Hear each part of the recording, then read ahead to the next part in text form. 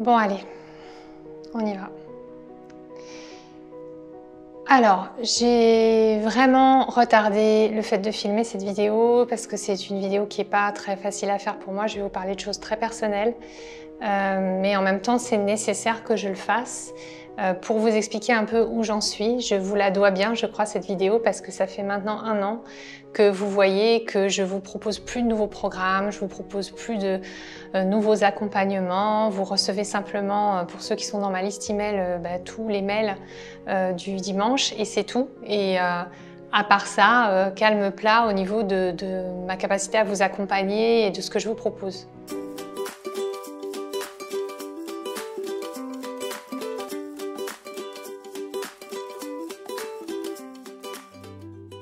Alors, j'en ai un peu parlé en pointillé cette année, mais là, j'ai vraiment besoin de vous en parler plus en détail.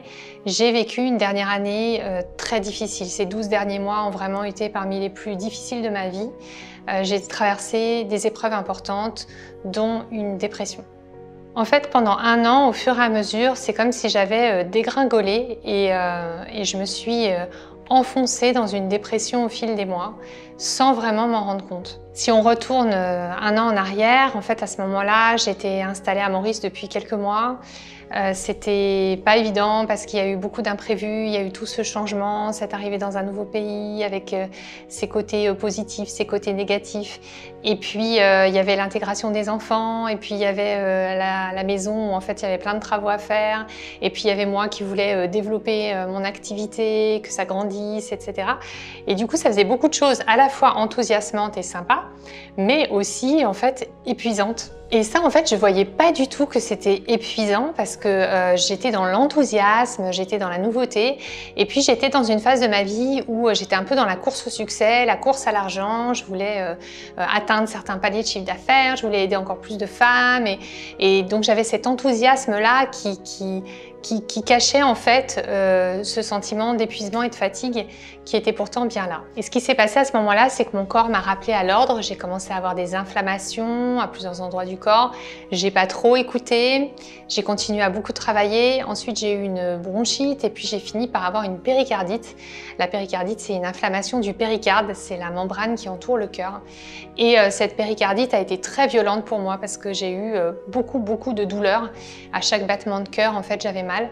Et à partir de ce moment-là, j'ai été alitée. Du jour au lendemain, je me suis retrouvée au lit jour et nuit, sans pouvoir travailler, sans pouvoir sortir de mon lit, tellement j'étais épuisée, tellement j'avais mal.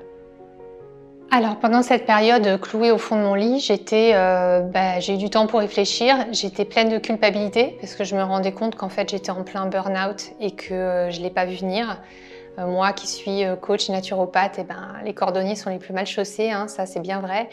Du coup, pour moi, manifestement, j'avais loupé le coche. Et puis, j'ai eu aussi très peur. Hein. J'ai eu aussi très peur parce qu'il y a des moments où, avec la douleur de la péricardite, j'avais l'impression que je pouvais plus respirer. C'est comme si mon corps et mon cœur étaient pris en cage au niveau de la cage thoracique et d'une cage de douleur. Et j'arrivais plus dès que ma cage thoracique se soulevait, ça me faisait mal. Et j'avais l'impression que j'allais pouvoir plus respirer. J'ai eu peur pour ma santé et j'ai même eu peur pour ma vie. À Maurice, les ambulances ne viennent pas jusqu'au domicile, il faut se déplacer à l'hôpital. Et j'ai des souvenirs très douloureux d'angoisse la nuit, avec mon mari, à se demander s'il fallait aller vite aux urgences, laisser les enfants à la maison et foncer, parce que c'était peut-être grave, c'était quand même mon cœur. Et j'étais à 10 000 km de ma famille, j'étais dans un système de santé à Maurice qui est quand même moins bon que le système français, dans lequel je ne me sentais pas complètement en sécurité. Et donc ça a été une expérience traumatique et violente pour moi. Alors la péricardite a duré pendant 1 mois et après 1 mois, les symptômes physiques ont été mieux. Par contre, j'ai commencé à me sentir vraiment pas bien sur un plan mental. Je me sentais triste tout le temps, j'arrêtais pas de pleurer, j'avais des pensées négatives qui m'assaillaient, j'avais beaucoup d'angoisse tous les matins, tous les soirs. J'avais du mal à bien dormir. J'étais vraiment assaillie par des pensées négatives et assaillie par mon mental, ma culpabilité, ma tristesse, qui était pas du tout dans un niveau naturel, et j'avais beaucoup de mal à gérer ça en fait et à passer outre. Du coup, j'ai commencé à avoir une mauvaise hygiène de vie, j'ai arrêté le sport, j'ai pris des kilos, j'ai commencé à moins bien dormir, j'ai commencé à compenser avec la nourriture. Et puis j'ai perdu le goût des choses, j'ai perdu le goût de prendre des décisions, de faire des choses. J'avais plus goût à rien, j'avais plus envie de rien en fait. Alors pourtant, vous allez me dire, quand même, Élodie, t'habites à l'île Maurice, c'est chouette, t'es au soleil, t'as une belle villa, une jolie piscine. Oui, bien sûr, le cadre est agréable et c'est vrai que je vis dans un petit paradis, mais j'étais très mal intérieurement. C'est comme si dehors le soleil brille, mais à l'intérieur de moi, c'est comme s'il faisait tout le temps nuit, quoi.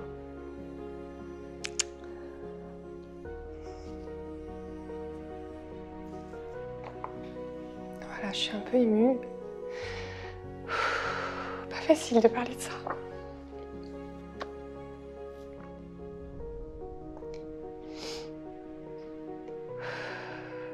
Excusez-moi, je suis un peu émue.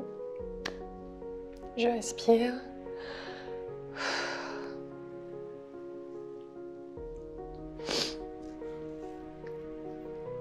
En fait, ça me touche de vous parler de ça parce que ça a été vraiment un moment difficile et il y a eu des moments vraiment de nuit, quoi, de nuit intérieure, de solitude. Professionnellement, ça a été très très dur aussi parce que j'essayais chaque mois de me remettre en route et j'y arrivais pas. Et j'avais mon équipe à payer et plus ça allait, moins j'avais de revenus. Puisqu'en tant qu'entrepreneur, évidemment, du coup, les revenus sont générés par notre activité. Donc, quand j'ai pas d'activité, j'ai pas de revenus. Et j'ai commencé à avoir une équipe qui prenait quasiment les décisions pour moi parce que j'étais incapable de prendre des décisions. Et puis, j'ai vu le truc venir aussi qu'elles allaient partir puisque j'étais plus capable de les payer. Et donc, j'allais me retrouver seule et sans équipe. Et ça, c'était vraiment très triste et très dur pour moi. Je me rappelle de phases pendant cette année où je me levais pour préparer les enfants pour l'école et ensuite, je me recouchais. Donc j'étais vraiment en mode crevée tout le temps, fatigue chronique, j'avais qu'une envie, c'était de dormir. Dormir parce que je me sentais fatiguée, mais dormir aussi pour oublier, pour fuir en fait ce mal-être que je vivais au fond de moi. Donc mon équipe pro est partie, j'ai commencé à avoir des difficultés aussi financières par rapport au fait que les revenus n'étaient plus là. Donc il y avait aussi ce stress qui se rajoutait, cette culpabilité, mais en même temps je ne pouvais pas faire autrement parce que même en essayant le mieux possible, j'avais cette tristesse envahissante, j'avais ces idées noires, j'avais ces pensées négatives, j'avais cette culpabilité qui me hantait et qui pesait sur mes épaules, un poids hyper important. En fait, j'avais l'impression d'avoir perdu toute ma puissance. J'avais plus d'élan, je me sentais fragile, je me sentais petite, je me sentais diminuée, je me sentais l'ombre de moi-même. Alors, je vous raconte tout ça parce que je sais que certainement ça vous parle et on a toutes traversé des périodes de blues difficiles dans nos vies, etc. Et je voulais vous en parler aussi pour une raison très importante, c'est que je vous raconte tout ça et ça paraît évident que j'étais en dépression, mais à l'époque, je ne m'en rendais pas compte. Ou plutôt, c'est que j'allais mal, mais je faisais l'autruche. C'est-à-dire que je faisais bonne figure devant mes amis, devant ma famille. En fait, j'allais pas bien du tout intérieurement, mais comme j'avais quand même quelques journées où j'arrivais à reprendre le dessus, où je retrouvais le sourire, où j'arrivais à positiver, et je m'accrochais désespérément à ça en me disant ça va aller mieux, c'est juste une phase. J'ai toujours été d'un naturel assez positif, assez enthousiaste et du coup, je m'accrochais au fait que ça allait aller mieux et que c'était juste une déprime. Sauf que déprime et dépression, c'est très différent. Et j'en profite pour faire un point là-dessus. La déprime, c'est quoi? La déprime, c'est vraiment un sentiment de blues qu'on a tous connu à un moment donné.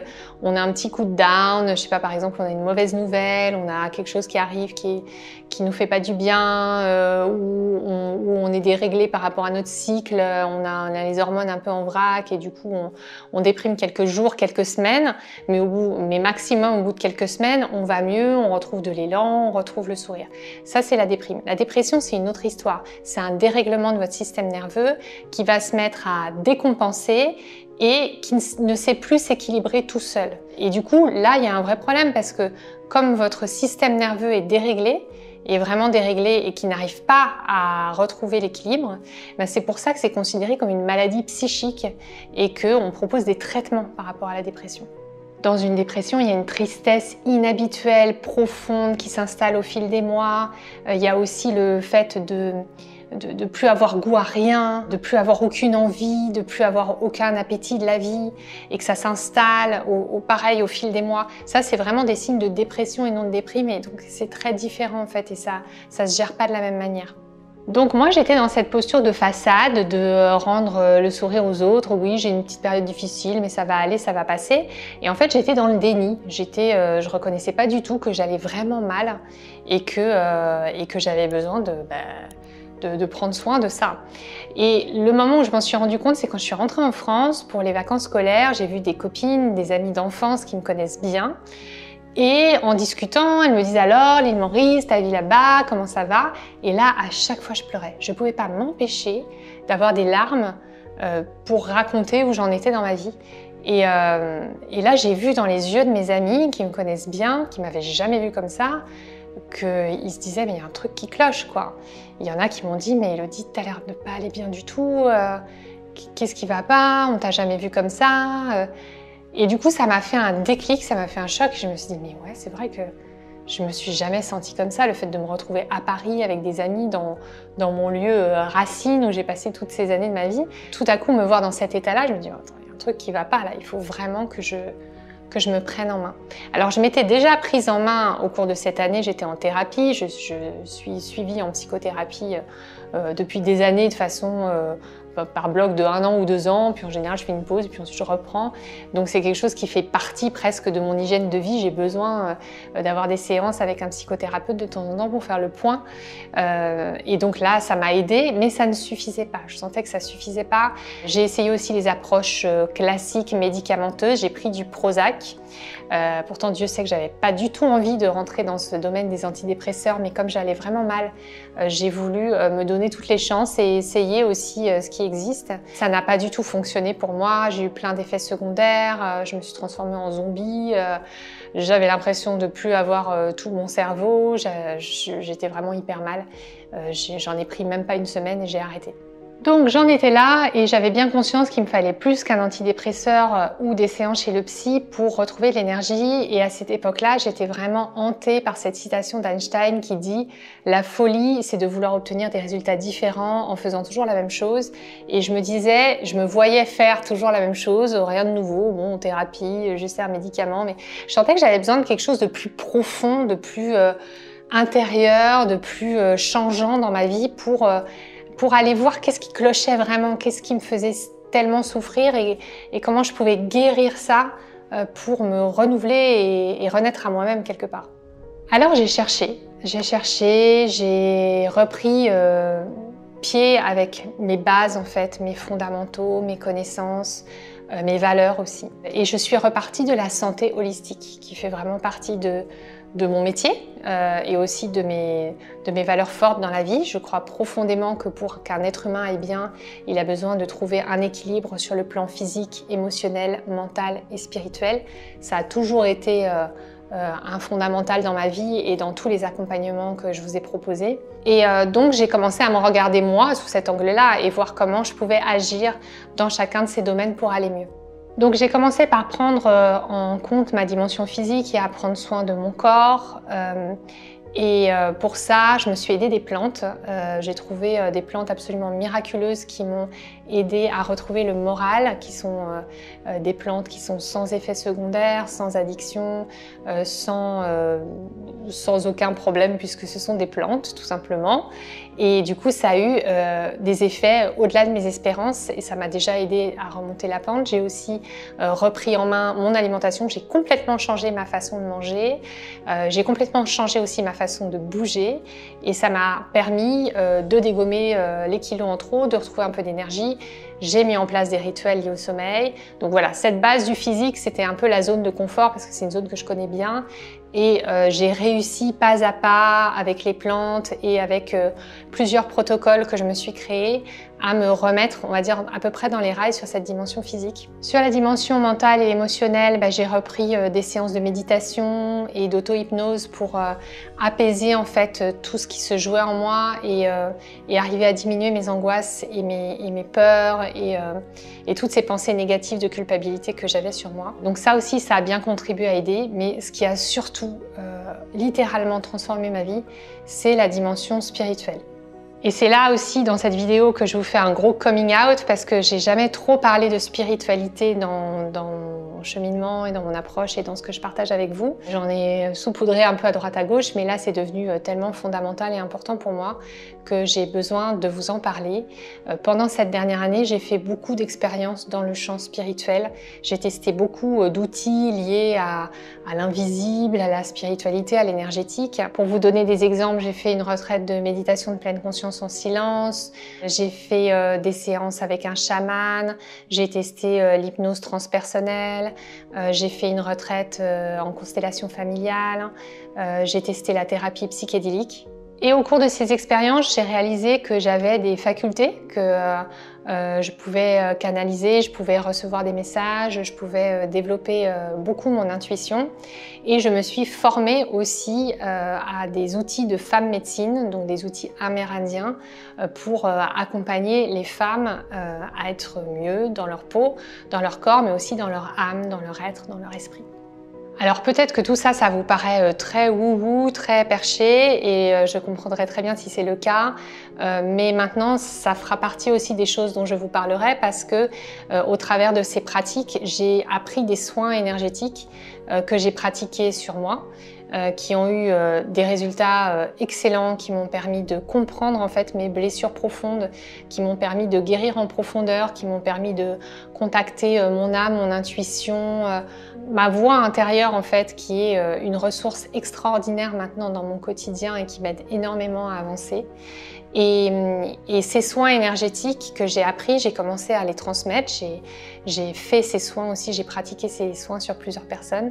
Et maintenant, ça fera aussi partie finalement de mes valeurs et de mon accompagnement parce que je pense qu'il y a quelque chose de fondamental dans ces pratiques spirituelles qui peuvent énormément vous aider à être mieux, à retrouver votre puissance de femme, à retrouver votre côté sacré. Et ça, moi, j'ai vraiment envie de partager ça avec vous et je pense que ça fait partie aussi de la santé holistique.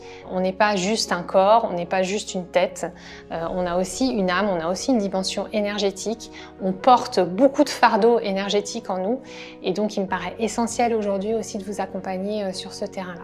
Alors, grâce aux petits pas que j'ai fait dans le terrain à la fois physique, émotionnel, mental et spirituel, j'ai réussi à trouver une harmonie corps, cœur, esprit que je n'avais jamais trouvée jusqu'alors dans ma vie.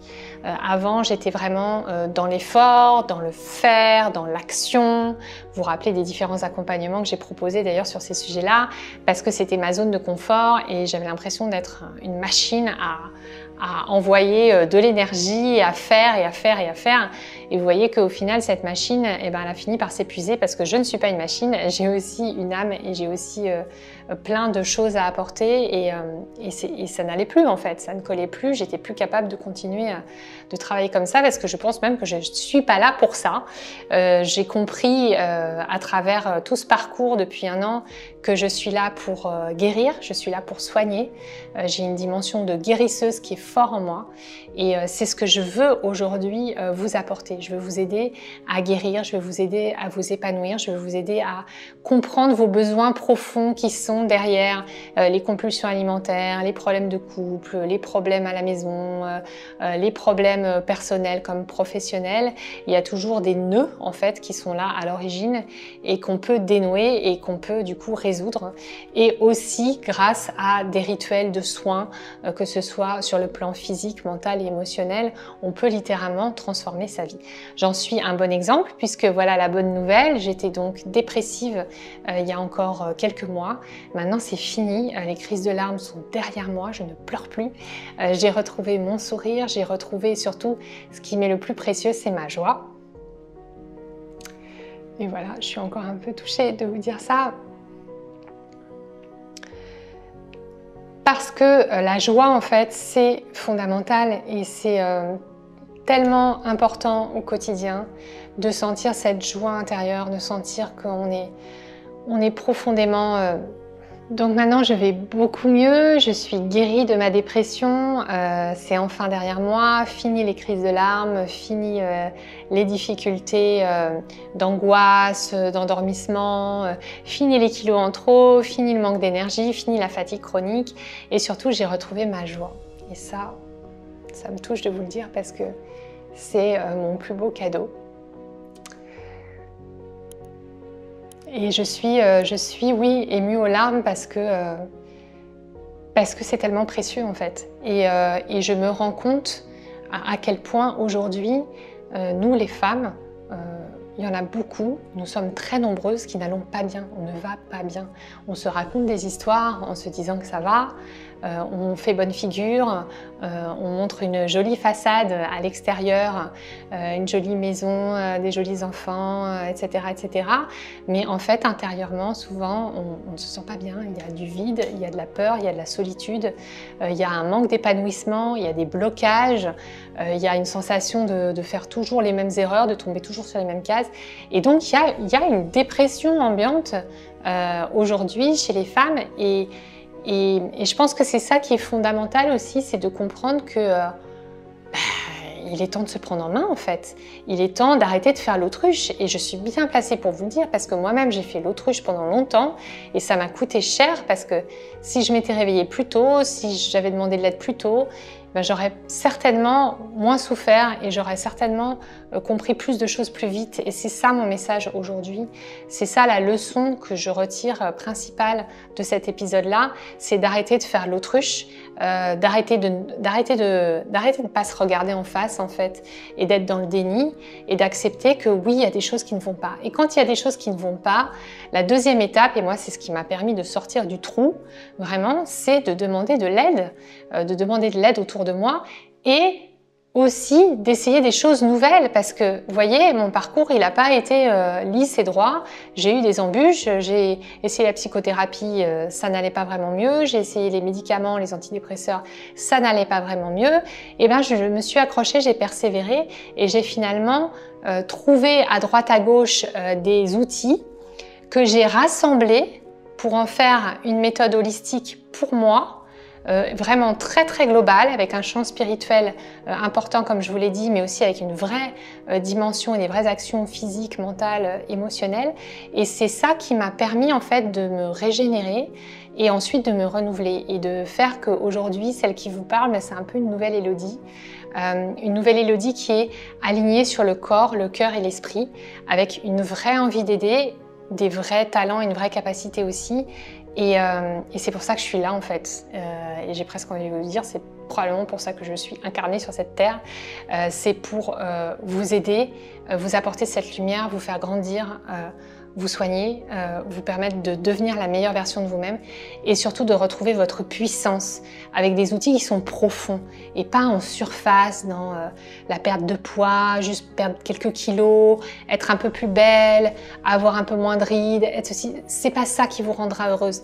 Ce qui va vous rendre heureuse, c'est vraiment d'aller creuser, de comprendre ce qui se joue en vous, de comprendre qu'est-ce qui vous anime et de guérir en fait ces blessures profondes, parfois inconscientes, que vous trimballez parfois de génération en génération et qui vous empêchent d'avancer. Bien sûr, il faut des plans d'action, bien sûr, il faut du concret, du pragmatique, l'alimentation plus saine, travailler sur vos pensées, faire en sorte d'arrêter de vous saboter avec votre système de pensée, d'arrêter de voir tout en négatif et de reprogrammer tout ça. Mais il y a aussi cette dimension profonde comme l'intérieur de l'iceberg qui demande aussi à être gérée, à être alignée, à donner du sens à votre vie et à vous permettre de remettre du sacré dans ce que vous êtes et ce que vous faites. Vous êtes une femme sacrée, vous avez une santé qui est sacrée, elle devrait être sacrée pour vous. Vous avez une spiritualité qui est sacrée aussi. Vous êtes des femmes qui sont pleines de potentiel. Et moi, c'est ça que j'ai envie de faire avec vous, c'est remettre du sacré dans vos vies. C'est remettre de la santé holistique à tout plan. Et c'est aussi vous aider à libérer votre puissance. Alors maintenant que je vous ai dit tout ça, si vous êtes toujours avec moi, parce que je sais que je suis un peu longue, mais voyez, j'avais tellement de trucs à vous dire, je vais continuer à vous accompagner. Je suis toujours là pour vous et j'ai prévu de vous accompagner à la fois sur un plan personnel et professionnel.